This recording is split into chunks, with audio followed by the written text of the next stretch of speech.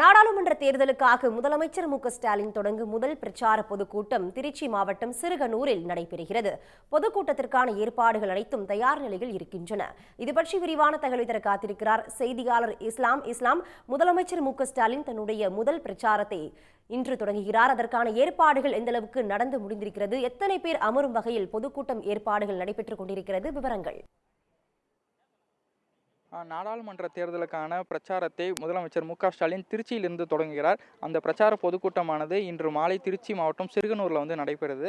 அதற்கான ஏற்பாடுகள் அனைத்தும் சிறுகனூரில் முழுமையாக நடந்து முடிந்திருக்கு. சுமார் 30,000க்கும் மேற்பட்டோர் அமரும் வகையில் இங்கே நாற்காலிகள் ஏற்பாடு செய்யப்பட்டிருக்கு. அது தவிர எல்இடி திரைகள் அமைக்கப்பட்டு இந்த பொதுக்கூட்டத்திற்கான ஏற்பாடுகள் அனைத்தும் தயார் நிலையில் இருக்கு. இங்கு இந்த பொதுக்கூட்டத்தில் திருச்சி மற்றும் பெரம்பலூர் வேட்பாளர்களை ஆதரித்து முதலமைச்சர் ஸ்டாலின் பிரச்சாரம் செய்ய இருக்கிறார். திருச்சி நாடாளுமன்ற தொகுதியில் மதிமுக சார்பில் துரை வைக்க போட்டியிடுகிறார். பெரம்பலூர் நாடாளுமன்ற தொகுதியில் அமைச்சர் KN நேருவின் மகன் அருண் நேரு போட்டியிடுகிறார். இவர்கள் இருவரையும் ஆதரித்து இன்று மாலை முதலமைச்சர் ஸ்டாலின் பிரச்சாரம் மேற்கொள்கிறார். சரியாக 5 மணிக்கு இந்த பிரச்சாரமானது தொடங்க இருக்கிறது. முதலமைச்சர் 6 மணிக்கு மேடைக்கு வர இருக்கிறார். அவர் தொடர்ந்து இங்கு 2 வேட்பாளர்களையும் ஆதரித்து திருச்சி மற்றும் பெரம்பலூர் தொகுதியில் போட்டியிடக்கூடிய 2 வேட்பாளர்களையும் ஆதரித்து இங்கு பிரச்சாரத்தில் ஈடுபட இருக்கிறார். பிரச்சாரத்திற்கான ஏற்பாடுகள் அனைத்தும் முழுமையாக நடைபெற்றிருக்கு. மேடைகள் அமைக்கப்பட்டிருக்கு. 30,000க்கும் அதிகமான நாற்காலிகள் இங்கு போடப்பட்டிருக்கு. எல்இடி திரைகள் அதே போல் அமைக்கப்பட்டிருக்கு. இந்த பொதுக்கூட்டத்தை சுற்றிலும் பொதுக்கூட்டம் நடைபெற இருக்கக்கூடிய பகுதியை சுற்றிலும் ஃப்ளெக்ஸ் பேனர்கள் அமைக்கப்பட்டிருக்கு. அந்த ஃப்ளெக்ஸ் பேனர்களில் கடந்த 2 ஆண்டுகளில் திமுக ஆட்சியினுடைய சாதனைகளை விளக்கும் வகையில் அவர்கள் என்னென்ன திட்டங்களை செய்தார்களோ அதை அச்சிட்டு அந்த ஃப்ளெக்ஸ் பேனர்கள் வைக்கப்பட்டிருக்கு. அதற்கான எல்லா எல்இடி திரைகளும் அதே போல அமைக்கப்பட்டிருக்கு. இன்று மாலை சரியாக 6 மணிக்கு முதலமைச்சர் ஸ்டாலின் இந்த பொதுக்கூட்டம் நடைபெறக்கூடிய மேடைக்கு வருகிறார். அங்கு அதன் பின் இந்த வேட்பாளர்களை ஆதரித்து பிரச்சாரத்தை மேற்கொள்கிறார். முதலமைச்சர் வரக்கூடிய காரணத்தினால மோப்பநாய்கள் அதே போல வெடிகுண்டு நிபுணர்கள் இந்த பகுதி முழுவதும் முழுமையாக சோதனை செஞ்சிட்டு இருக்காங்க. இந்த பொதுக்கூட்டத்தில் திருச்சி மற்றும் பெரம்பலூர் மாவட்டங்களை சேர்ந்த கூட்டணி கட்சி தலைவர்கள் கலந்து கொண்டு அவர்கள் உரையாற்றுறாங்க. மதிமுகவுடைய பொதுச் செயலாளர் வைகோ உரையாற்ற இருக்கிறார். அவரும் இந்த தேர்தல் பிரச்சாரத்தில் ஈடுபட இருக்கிறார்.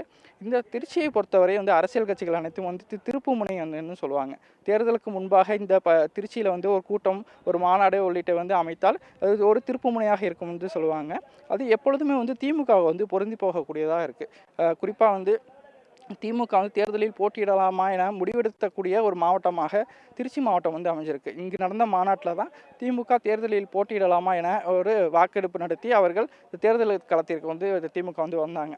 அதனைத் தொடர்ந்து பல நிகழ்ச்சிகள், பல மாநாடுகள் திருச்சியில் நடந்து அவை அனைத்தும் திமுகவிற்கு வெற்றிகரமாக அமைஞ்சிருக்கு. கடந்த 2021ஆம் ஆண்டும் இதே சிறுகனூரில் தற்பொழுது நாம் இருக்கக்கூடிய இடத்துல தான் ஒரு பொதுக்கூட்டம் ஏற்பாடு செய்யப்பட்டிருந்துச்சு. 2021ஆம் ஆண்டு தேர்தல் பிரச்சாரம் தொடங்கிய நேரத்தில் தேர்தல் அறிவிப்புக்கு வந்த பின்பு ஒரு மிகப்பெரிய ஒரு பொதுக்கூட்டம் ஏற்பாடு செய்யப்பட்டு லட்சக்கணக்கானோர் அந்த பொதுக்கூட்டத்தில் கலந்துக்கிட்டாங்க. அந்த பொதுக்கூட்டத்திற்கு பின்பும் திருச்சி மாவட்டத்தில் இருக்கக்கூடிய 9 சட்டமன்ற தொகுதிகளும் திமுக முழுமையாக வெற்றி பெற்றது. திமுக ஆட்சியில் அமர்ந்தது.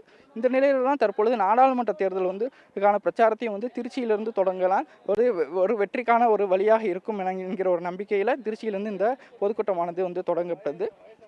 இன்று முதலமைச்சர் இந்த பொதுக்கூட்டத்தை 6 மணிக்கு வருகிறார். அவர் பொதுக்கூட்டம் முடிவடைந்த பின்பு திருச்சியிலிருந்து தஞ்சை செல்கிறார். தஞ்சையில் இரவு ஓய்வு எடுத்து நாளை மாலை திருவாரூர் இருக்கக்கூடிய கொரடாச்சேரி செல்கிறார். அங்கு திருவாரூர் மற்றும் நாகை வேட்பாளர்களை ஆதரித்து பிரச்சாரம் மேற்கொள்ள இருக்கிறார்.